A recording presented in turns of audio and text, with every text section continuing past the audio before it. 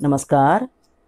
बृहन्मुंबई महानगरपालिका शिक्षण विभाग अंतर्गत व्हर्च्युअल ट्रेनिंग सेंटरमध्ये तुम्हा विद्यार्थ्यांचे हार्दिक स्वागत. मुलांनो, कोविड-19 कालावधीत शिक्षणाची गाडी रुळावरून घसरू नये यासाठी बृहन्मुंबई महानगरपालिकेने देशभरातील सर्व विद्यार्थ्यांना विनामूल्य व दर्जेदार शिक्षण मिळावे यासाठी एज्युकेशन फॉर ऑल इनिशिएटिव्ह अंतर्गत BMC एज्युकेशन हे चॅनेल सुरू केले आहे. मुलांनो, या चॅनेलचा तुम्हाला नक्कीच लाभ होईल. मी प्राची लुडबे आज तुम्हाला आपल्या अभ्यासक्रमातील एक महत्त्वाचा पाठ शिकवणार आहे. चला तर पाठाला सुरुवात करूया.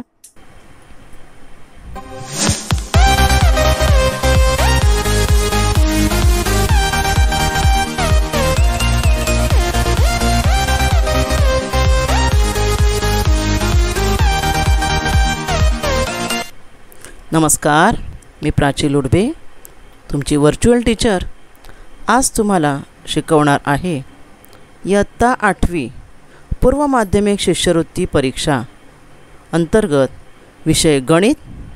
यामध्ये घटक 1 संख्याज्ञान मधील दुसरा भाग 1.2 ज्यामध्ये नैसर्गिक संख्या, पूर्ण संख्या, पूर्णांक संख्या, परिमेय संख्या, अपरिमेय संख्या आणि वास्तव संख्या यांचा अभ्यास आहे.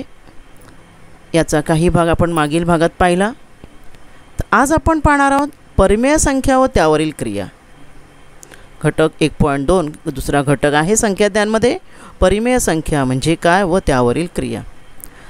मागील भागात आपण परिमेय संख्या म्हणजे काय ते पाहिलं की हा जो परिमेय संख्या संच वाढत कसा जातो.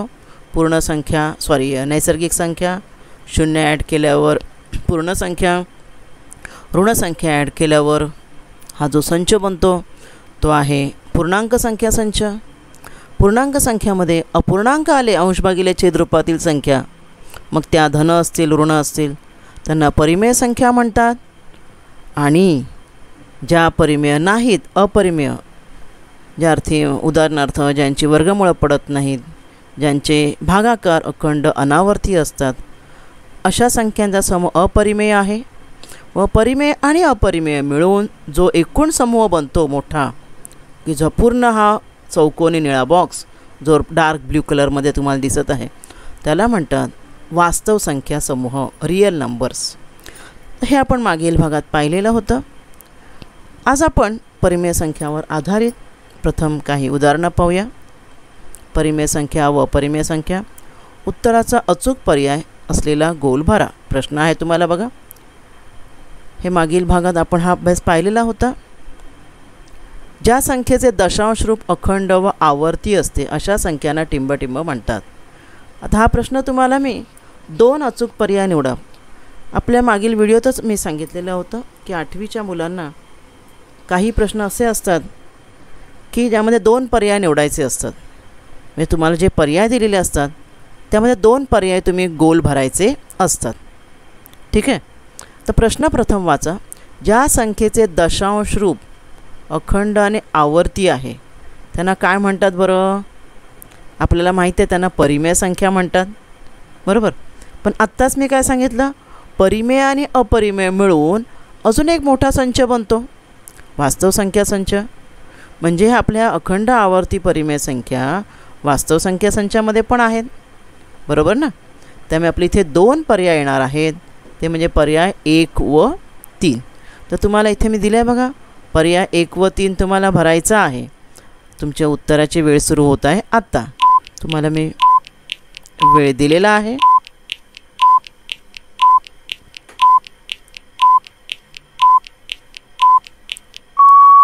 तुमची वेळ संपली. तुम्ही उत्तरांचे 2 पर्याय असे गोल भरायचे आहेत. कळलं तुम्हाला? 1 व 3. दुसरा प्रश्न. पूर्ण वर्ग नसलेल्या संख्यांची वर्गमुळे टिंबटिंब संख्या असतात. आता बघा, तुम्हाला 2 अचूक पर्याय असतील ना, तर तिथे तुम्हाला कंसात लिहिलेलं असतील तेव्हाच तुम्ही 2 अचूक पर्याय गोल भरायचे आहेत. इथे मी काही लिहिलेलं नाही आहे, याचा अर्थ याचा पर्याय आहे ते 2 अचूक पर्याय निवडा.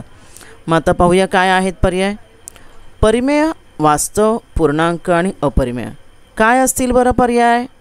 पूर्ण वर्ग संख्या नाही आहेत, बरोबर ना. तुम्हाला मी उत्तराला वेळ देत आहे.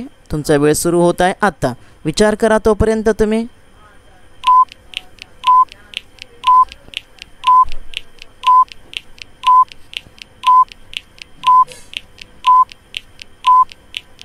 तुमची वेळ संपलेली आहे. बघा तुमचे पर्याय काय येणार. पर्याय 2 आणि 4. कळलं का बाळांनो तुम्हाला कसं. पूर्ण वर्ग नाही आहेत म्हणजे ते अपरिमेय आहेत, पण अपरिमेय ही वास्तव संख्या समूहामध्ये आहे. वास्तव संख्या समूह म्हणजे हा मोठा संच, विश्वसंचही म्हणतात त्याला. तुम्ही आता 8वीत आहात, तुम्हाला 9वीला याबद्दल अधिक माहिती आपण घेणारच आहोत 9वी गणितात. त्यामुळे वास्तव संख्या संच हा परिमेय आणि अपरिमेय मिळून होतो. त्यामुळे ह्या अपरिमेय संख्या किंवा परिमेय संख्या असू देत, पहिल्या प्रश्नातील ह्या दोन्ही वास्तव संख्या समूहामध्ये असतात. म्हणून या ठिकाणी सुद्धा 2 पर्याय हे उत्तर आहे. पुढे पहा. प्रत्येक परिमेय संख्येचे दशांश रूप टिंबटिंब असते. परिमेय संख्येचे, अपरिमेय नाही. परिमेय संख्ये दशांश रूप काय असते. आठवा बरं उत्तर. मी तुम्हाला वेळ देत आहे.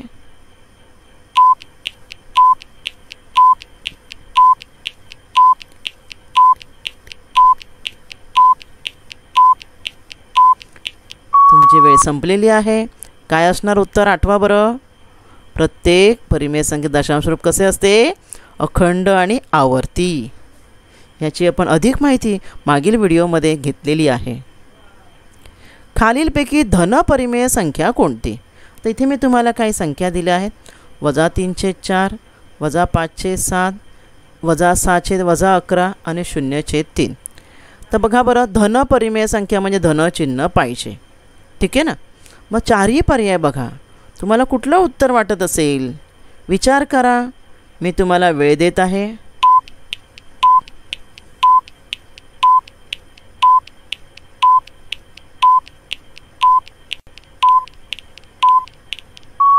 वेळ संपली.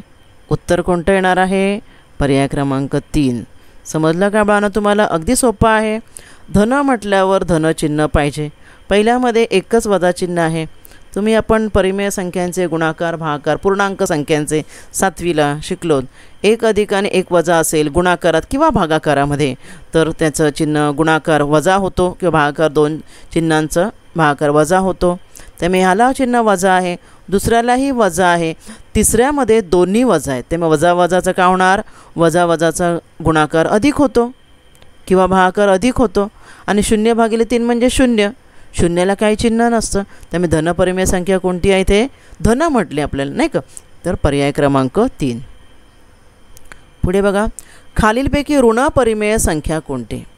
ह्या 4 संख्या दिलेल्या आहेत. हे तुमचे 4 पर्याय आहेत. तुम्हाला मी आता उत्तरासाठी वेळ देत आहे. तुमचा वेळ आता सुरू होत आहे.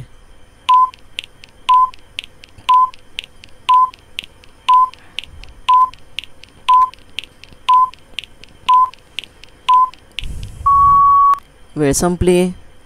उत्तर आहे पर्याय क्रमांक 1. हे तुमच्या लक्षात आलं असेल बाळांनो. इथे वजा वजा अधिक होणार. हा 0 आहे, हा धन आहे आणि पहिली संख्याच ऋण आहे. पुढील प्रश्न. खालीलपैकी परिमेय संख्या कोणती. बघा तुम्हाला मी 4 पर्याय दिले.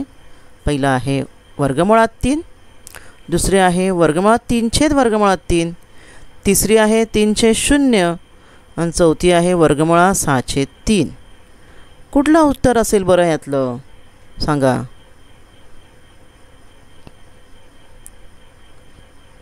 सोडवूया आपण हे उदाहरण. परिमेय संख्या कोणती विचारलं. आता वर्गमुळात 3 जिचं वर्गमूळ पडत नाही ती अपरिमेय असते. आपण शिकलो आहोत बरोबर. नंबर 3 बघा 3/0. मी परिमेय संख्या तुम्हाला शिकवताना सांगितलं होतं की 0 ही परिमेय संख्या नसते. कोणतीच संख्या नसते.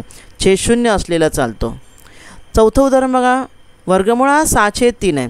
त्यामुळे 3ने मी भाग दिला 6ला. 3 2 6 उत्तर 2 येणार आहे इथे आणि उत्तर वर्गमुळात 2 येणार इथे. मग वर्गमुळात 2ला भाग किंवा त्याचं वर्गमूळ पडत नाही. आणि दुसरा पर्याय असा आहे अंशस्थाने वर्गमुळात 3 आणि छेदस्थाने वर्गमुळात 3 यांचा भाग लागला की उत्तर 1 येणार आहे. बरोबर ना. तुम्हाला मी सोडवून दाखवते या ठिकाणी तुमच्यासाठी.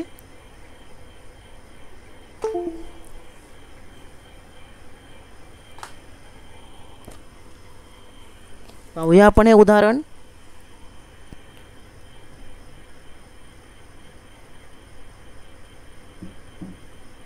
पहा हे वर्गमुळात 3 आहे आणि इथे ही मध्ये छेदरेषा आहे ना, त्यामुळे वर्गमुळात 3 एके वर्गमुळात 3 वर्गमुळात 3 एके वर्गमुळात 3 म्हणजे ह्याचं उत्तर 1 येणार आहे. आणि इथे काय येणार आहे 3 एके 3 3 दुने 6 वर्गमुळात 2 म्हणजे ही अपरिमेय आहे, ही संख्याच नाही, ही पण अपरिमेय आहे. म्हणजे उरली कुठली? पर्याय क्रमांक 2. बरोबर ना? तुमचा वेळ सुरू होत आहे आता.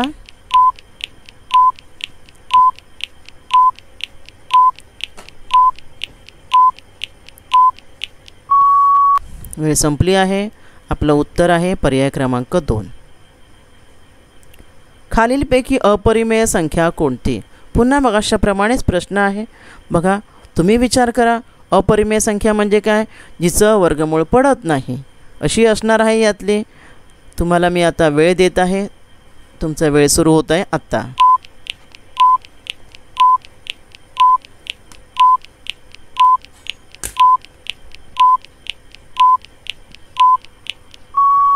वेळ संपलेली आहे. उत्तर कोणतं असणार आहे पहा बरं. पर्याय क्रमांक 4. कळलं का तुम्हाला बाळांनो?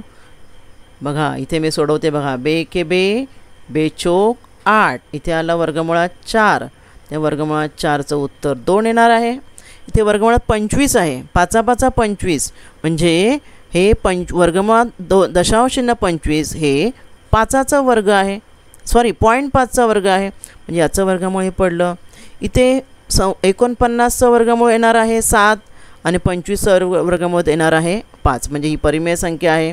आणि इथे पहा बे के बे बेदुने 4 वर्गमुळामध्ये वर्गमुळात 2 आले. कळलं?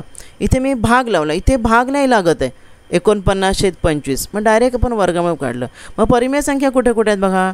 1 2 3 पहिल्या तिन्ही परिमेय आहेत आणि आपल्याला प्रश्न विचारले अपरिमेय कोणती? तर पर्याय क्रमांक 4 हे आपल्याला उत्तर आलेलं आहे.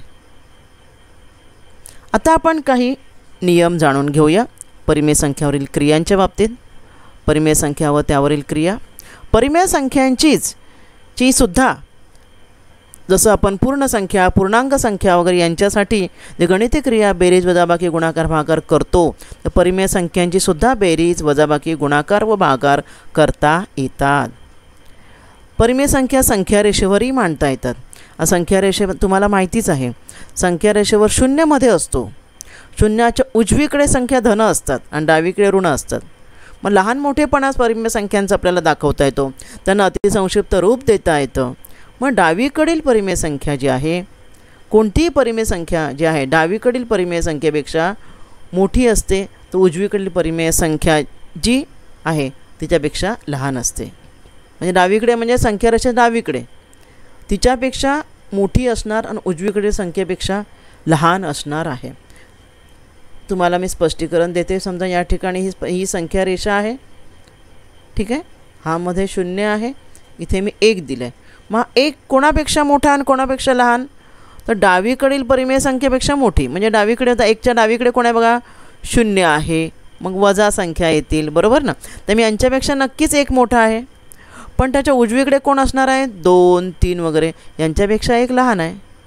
म्हणून हे वाक्य नीट समजून घे. कोणतीही परिमेय संख्या तिच्या डावीकडील संख्येपेक्षा मोठी असणार आहे, म्हणजे इकडच्या संख्येपेक्षा.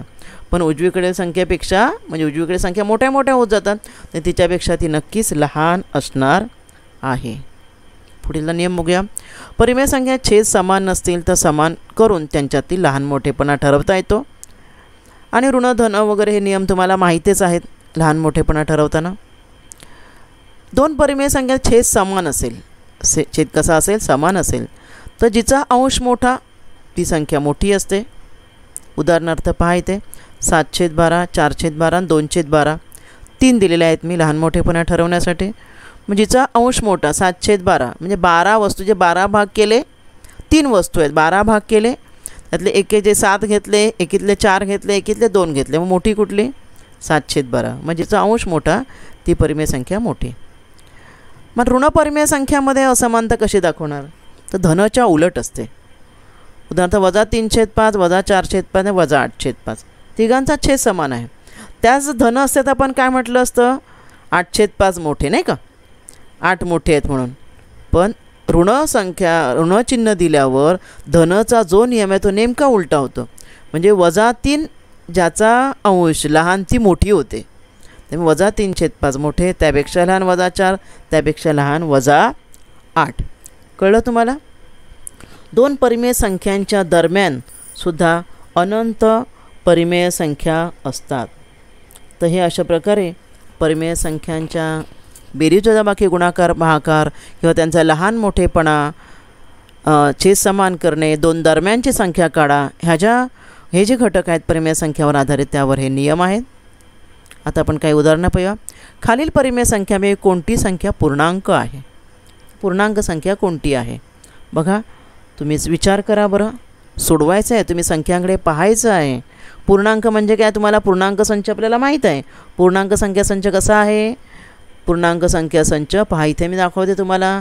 आपण इंटिजर्स पाहिले ना, 0, इथे धनसंख्या +1 +2 बरोबर ना, त्यामध्ये आणि इथे -1 -2 हा पूर्णांक संख्या संच, ज्याच्यामध्ये अपूर्णांक नाही आहेत. परंतु परिमेय संख्या पूर्णांक होऊ शकते. परिमेय संख्या म्हणजे अपूर्णांक ना, अंश भागिले छेद. मग इथे सगळे अंश भागिले छेद आहेत. मग जिचं रूपांतर पूर्णांकात होईल ती काय होणार आहे? ती पूर्णांक संख्या होणार आहे, किंवा जिच्यामध्ये भाग लावायचा तुम्ही पूर्ण भाग लागेल ती पूर्णांक संख्या होणार आहे. कळलं? आता उत्तर शोधा बरं. तुमचा वेळ सुरू होत आहे आत्ता.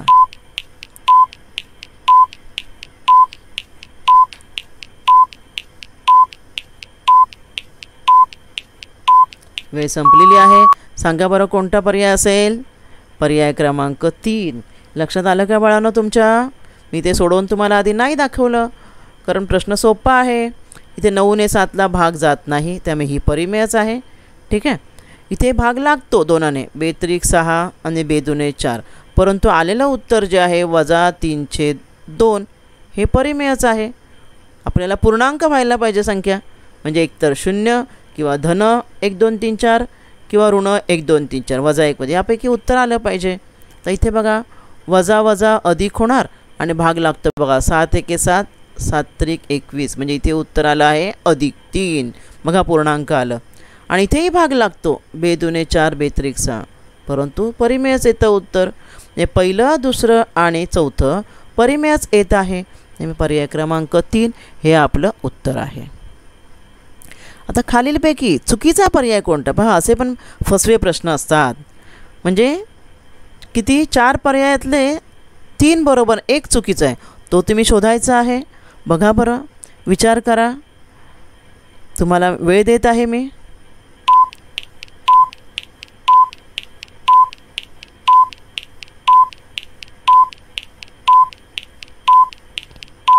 तुमची वेळ संपली आहे. विचार केलात का बाळांनो?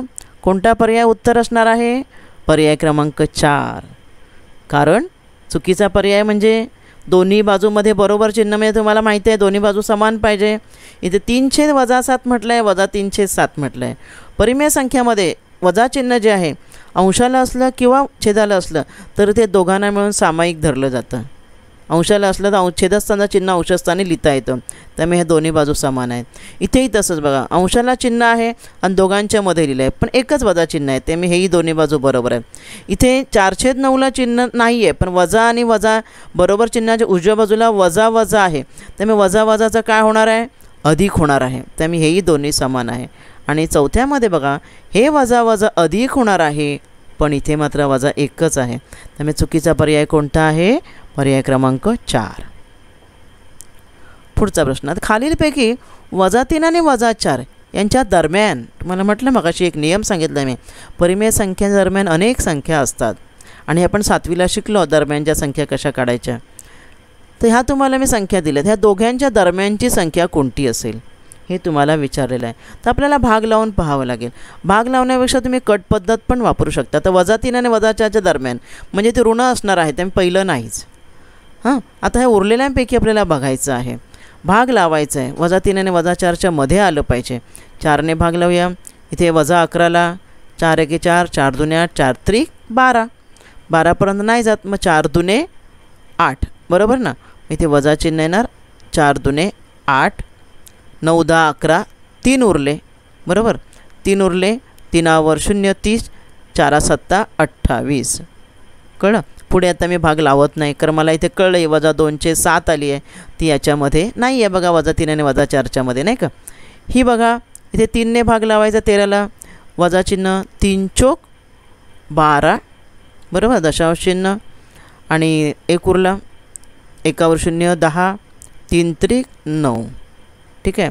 इथे भाग लावूया आता, वजा 7ने 26ला, 7 1 6, 7 2 14, 7 त्रिक 21, 7 चोक 28 नाही, 7 त्रिक 21, उरले किती 5, 0 घेतला दशांश चिन्ह येणार, 7 7 49. आता अशी मला उत्तर आलेली आहेत.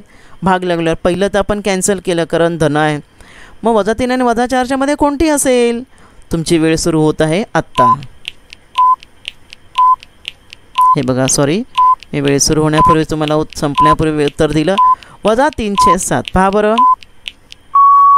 आहे ना, कारण का वजा 2/7 ही संख्या कशी आहे, वजा 3 आणि वजा 4च्या मध्ये येत नाही आहे, आधी येणार आहे, म्हणजे उजव्या बाजूला.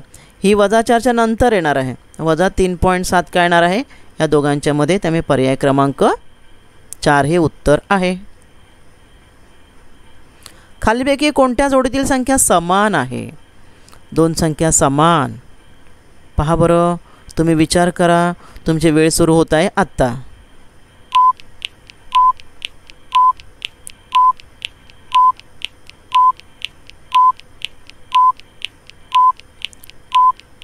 वेळ तुमची संपलेली आहे. आता बघा, समान येण्यासाठी काय झालं पाहिजे? तुम्हाला मगाशी सांगितलं परिमेय संख्यांना भाग लावता येतो, अतिसंक्षिप्त रूप देता येतं. इथे भाग लावून बघा, इथे 4 2 8, 4 त्रिक 12, इथे 4 त्रिक 12, 4 2 आल्या का बघा समान? नाही ना, इथे 2/3 आणि 3/2 आलं, म्हणजे हे समान नाही. इथे भाग लावून बघूया आपण, कितीने भाग लागतो? 7 चोक 28, 7 त्रिक 21, म्हणजे इथे किती आलं? वजा 3/4 आलं. इथे कितीने भाग लागतो? 9 त्रिक 27, 9 चोक 36, बघा वजा 3/4 आलं. इथे दोन्ही समान दिसत आहेत. इथे किती भाग लागतो बघा, इथे 3 त्रिक 9, 3 9 27, म्हणजे वजा 3/9 आलेला आहे. इथे कितीचा भाग लागतो? 6 1 6, 6 चोक 24, वजा 1/4, हे समान नाही. आणि इथे पण बघा, इथे काय बघा, 3ने भाग जरी लागला, इथे वजा वजा अधिक येणार, 3 त्रिक 9 आणि 3 5 15, म्हणजे इथे 3/5 आलेलं आहे. मग हे अधिक आहे आणि हे वजा 3/5 आहे ना, वजा चिन्ह आहे, हेही समान नाही. म्हणजे कोणतं पर्याय सांगा बरं? पर्याय क्रमांक 2 हे तुमचं उत्तर आहे. हां, पुन्हा दरम्यानची संख्या विचारली आहे मी या ठिकाणी. 5 व 6च्या दरम्यानची संख्या कोणती असेल? बघा बरं, तुमचं वेळ सुरू होत आहे आता.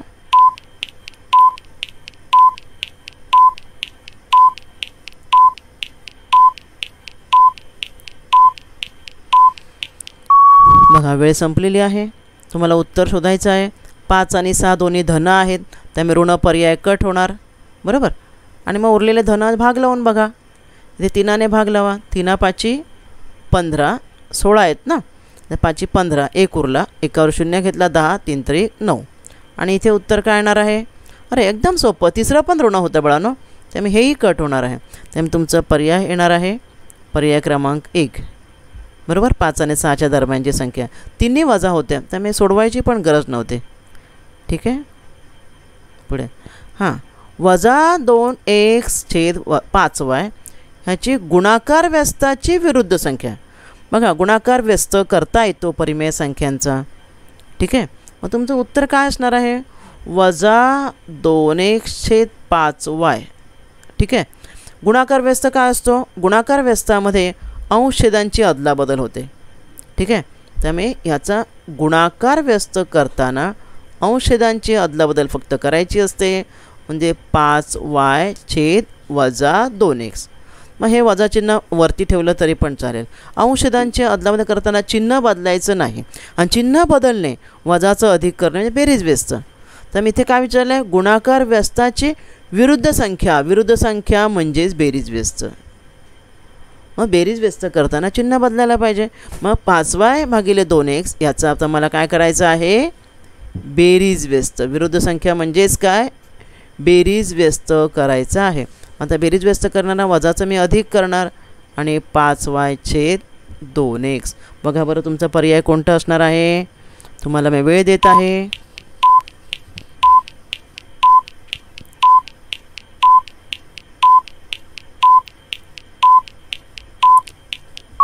उत्तराचा पर्याय आहे पर्याय क्रमांक 4.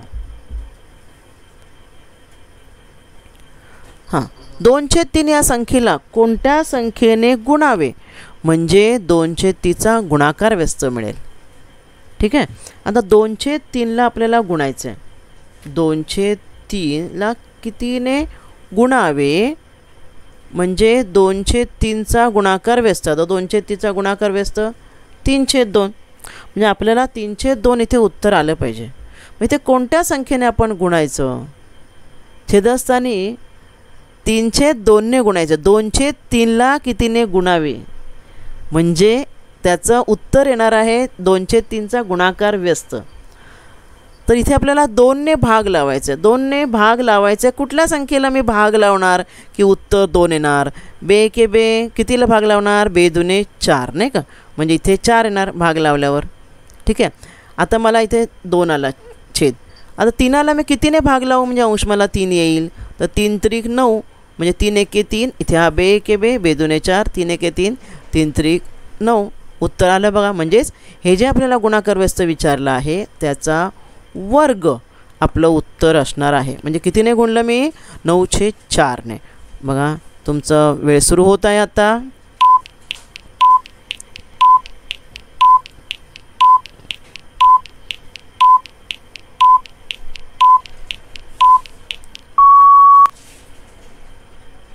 उत्तर आहे पर्याय क्रमांक 3. पुढे जर a अधिक b ची गुणाकार व्यस्त 1/12 आहे ज्यामध्ये a बरोबर -4 आहे तर b बरोबर किती. फार सोपा प्रश्न आपल्याला सोडवायचा आहे. a अधिक b ची गुणाकार व्यस्त काय येणार बरं 1/a + b बरोबर. आणि ती संख्या किती आहे 1/12 झालं. म्हणजे 2 बघा 2 अपूर्णांक समान आहेत. अंश समान म्हणजे छेद समान असणार आहेत. म्हणून मला a अधिक b ची बघा ही समीकरणं वगैरे आपण सोडवलेली आहेत मागील इयत्तामध्ये 6वी 7वीत. a अधिक b बरोबर -12 मला समीकरण मिळालं. आता त्यामध्ये a ची किंमत दिली आहे -4. -4 अधिक b बरोबर -12. -4ची आपण बाजू बदलूया.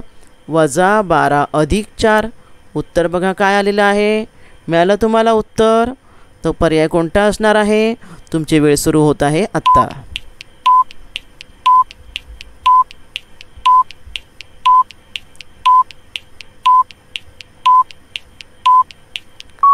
पर्याय क्रमांक 4 आपलं उत्तर आहे पर्याय क्रमांक 4. आता आपण अजून काही नियम बघूया संख्यांच्या लहान मोठेपणाबद्दलचे. अंशाधिक आणि छेदाधिक संख्या असतात ना त्या कधी धन असतात आणि कधी ऋण असतात. लहान मोठेपणा विचारला जातो. तर धन संख्या जर असतील आणि त्या छेदाधिक असतील आणि त्यांच्या अंश छेदात 1चा फरक असेल हे महत्त्वाचं आहे. अंश आणि छेदात 1चा फरक म्हणजे छेद समान असतील किंवा नाही छेद समान नसतीलच 1चा फरक असेल तर जिचा अंशछेद लहान ती संख्या लहान व जिचा अंशछेद मोठा ती संख्या मोठी. ते जर अंशाधिक असतील तर नियम उलट करायचा. विरुद्ध नियम वापरा. म्हणजे जिचा अंशछेद लहान ती मोठी आणि जिचा अंशछेद मोठा ती लहान. तेच ऋणासाठी काय ऋण संख्या असतील छेदाधिकमध्ये आणि अंशछेदमध्ये 1चा फरक असेल जिचा अंशछेद लहान ती मोठी. धनाचे नियम नेहमी ऋणासाठी उलट करायचं व जिचा अंशछेद मोठा ती लहान.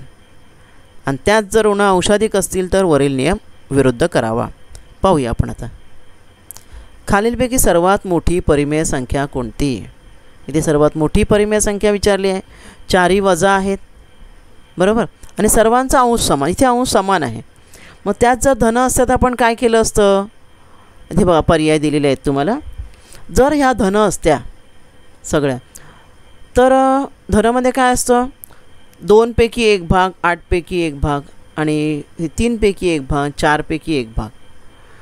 मग वस्तूचे 8 भाग करून त्यातला एक सर्वात लहान असते आणि वस्तूचे 2 भाग केले. सफरचंद आहे 8 भाग सफरचंदाचे केले आणि त्यातला एक घेतला म्हणजे लहान येणार ना, आणि 2 भाग म्हणजे अर्ध अर्ध सफरचंद केला आणि 1 भाग म्हणजे ही मोठी. मग धन असता तर कुठली मोठी असती ते विचार करायचं. ऋण करता नियम उलट होतो. मग धन असता तर सर्वात मोठी 1/2 असते. मग ऋण झाल्यावर काय होणार? ऋण झाल्यावर त्या उलट. मग कोणती असणार आहे सर्वात मोठी? ऋण झाल्यावर आठवा बघा. तुमचा पर्याय तुम्हाला मी आता वेळ देत आहे.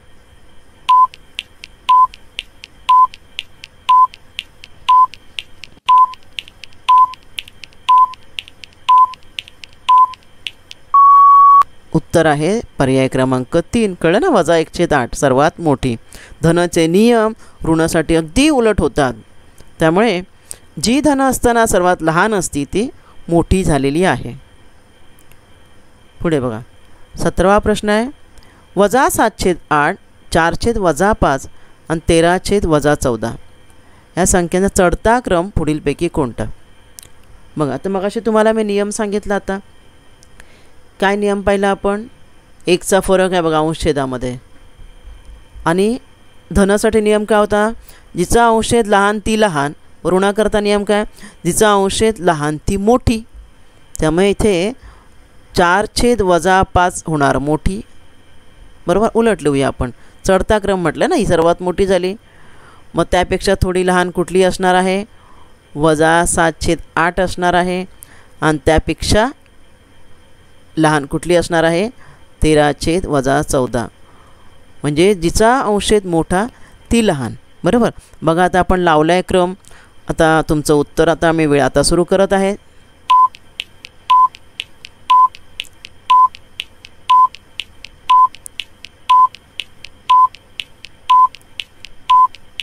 तुमची वेळ संपलेली आहे. उत्तर पर्याय क्रमांक 2.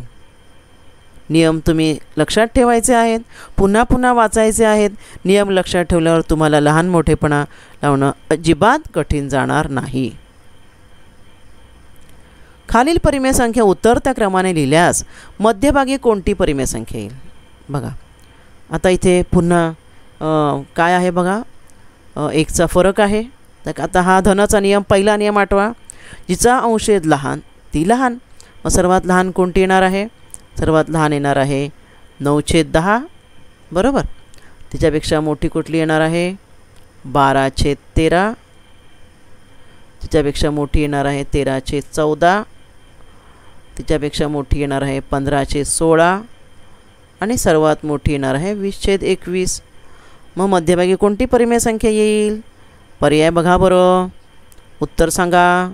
तुमची वेळ सुरू होत आहे आत्ता.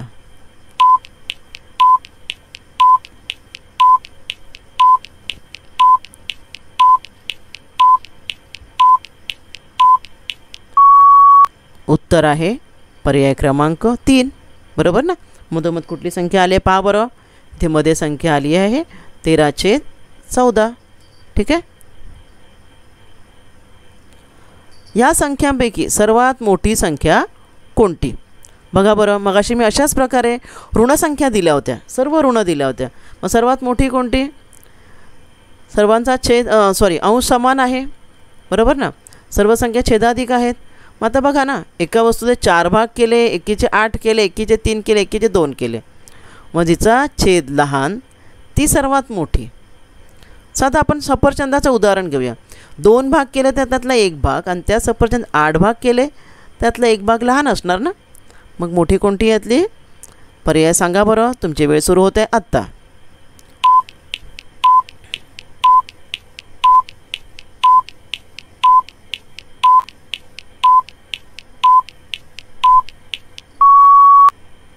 पर्याय क्रमांक 2. 4/11 ही 2 परिमेय संख्यांची बेरीज आहे. त्यापैकी एक संख्या -5/44 असल्यास दुसरी कोणती? पाहूया, आपण सोडवूया. 2 संख्यांची बेरीज आहे. ठीक आहे. काय बेरीज आहे? 4/11. त्यातली एक संख्या आहे -5/44. मग दुसरी संख्या तिचा पण छेद 44 असला पाहिजे. छेद समान असतील तरच बेरीज होते ना. मग उत्तर हे आलेलं आहे 4/11. ते भाग लावून आलेले असणार. 44/11 आले म्हणजे 11×4 = 4ने भाग लागला असणार. मग आपण इथे ह्याचा छेद 44 मूळ छेद काय असेल तो करूया. त्याच्यासाठी 44 करायला 4ने गुणायला पाहिजे. म्हणजे इथे 416/44 हे उत्तर आहे. मग त्या 5मध्ये किती संख्या मिळवायची? म्हणजे इथे 16 येईल. वजा 5ची बाजू बदला. 16 वजा 5 अधिक 5 होणार. 16 अधिक 5 21. बघा बरं, 21मधून वजा 5 गेले किती येतं? 16 येतं. आलं ना 16. म्हणजे कोणती संख्या मिळवायची आहे? पहा बरं पर्याय.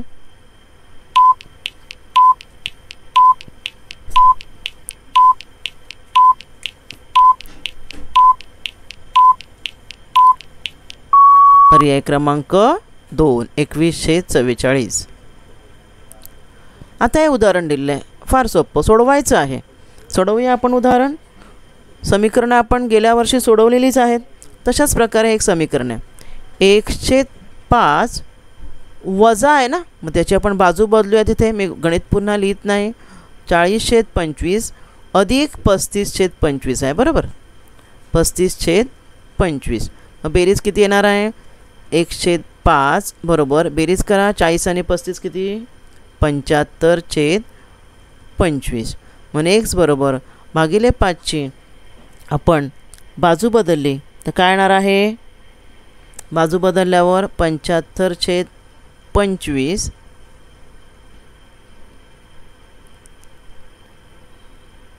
हां, तर 25 एके 25, 25×3 75.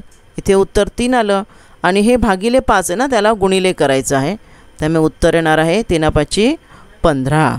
बघा बरं तुमचा पर्याय कोणता? वेळ सुरू होत आहे.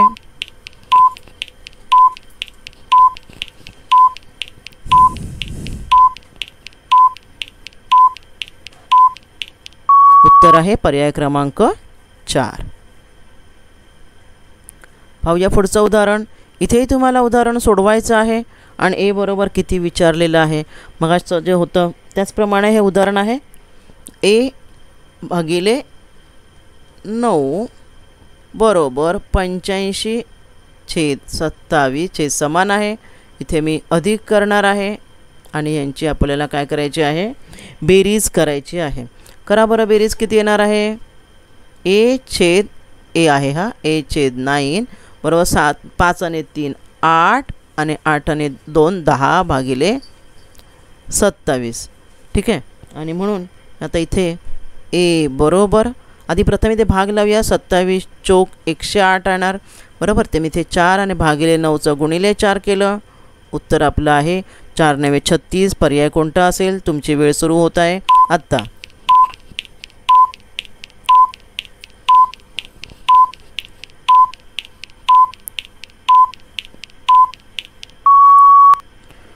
उत्तर आहे पर्याय क्रमांक 1. अशा प्रकारे आपण आजच्या भागात परिमेय संख्या व त्यावरील क्रिया यावर आधारित अनेक उदाहरणं पाहिलेली आहेत. अशीच उदाहरणं बाळांनो तुम्ही तुमच्या पुस्तकातून शोधा आणि सोडवण्याचा प्रयत्न करा. ह्या भागात आपण इथेच थांबूया. धन्यवाद.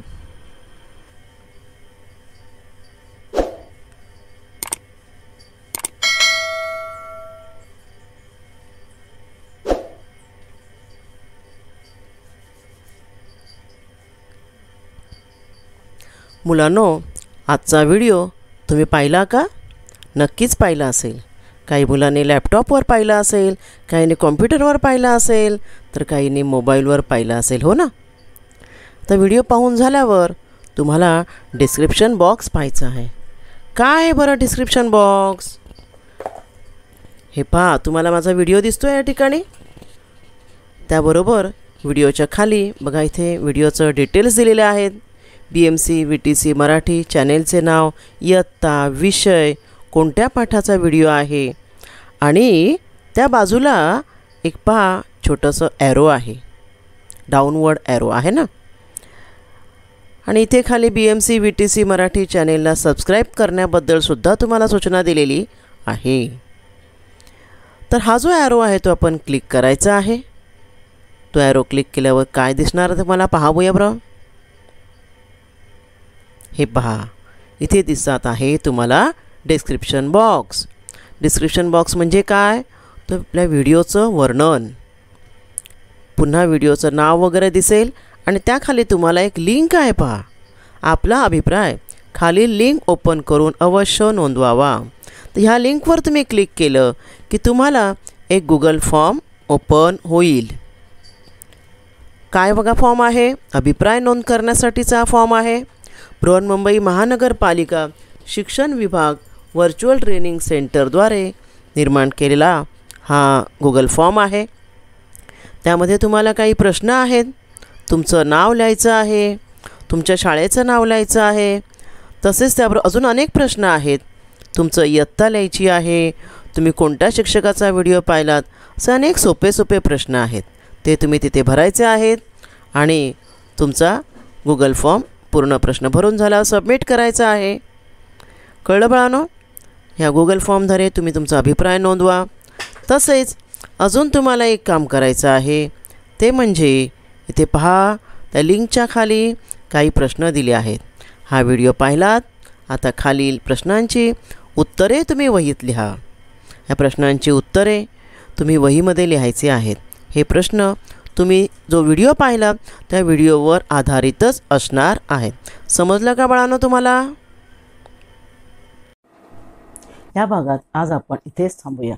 माझा व्हिडिओ आवडला असेल लाईक करा, शेअर करा व BMC एज्युकेशनच्या चॅनेलला सबस्क्राईब करा आणि हो, बेल आयकॉन क्लिक करा, ज्यामुळे नवीन व्हिडिओचे तुम्हाला नोटिफिकेशन्स मिळतील. मुलांनो, घरी राहा व सुरक्षित राहा. धन्यवाद.